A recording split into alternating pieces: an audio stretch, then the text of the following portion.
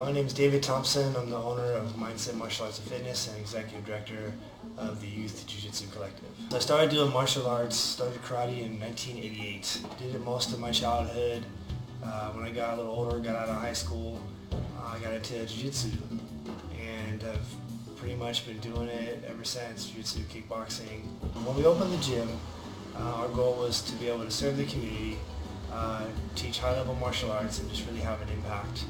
And what this has grown into is almost a philanthropy project, and that our nonprofit works hand in hand with our gym to sponsor children, to work in schools and be able to provide services to low-income families and low-income youth, and to really, above all things, give space and time to youth between their emotions and their reactions.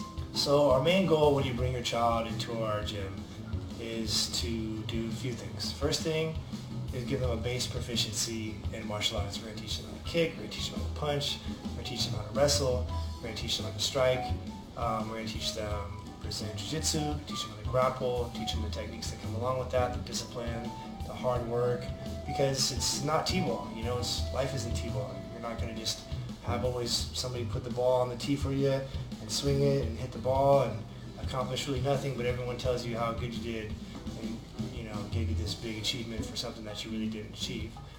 So we teach them that very early on. Above everything else, we want to give youth a base proficiency in mindfulness. We want them to understand that they're in control of how they feel, just like they're in control of their actions. And the goal is to give youth more space and time between their emotions and their reactions. This is a skill you're going to need at your school, this is a skill you're going to need at your job, this is a skill you'll need in jiu-jitsu and tournaments, and it's a skill that you're going to need for the rest of your life.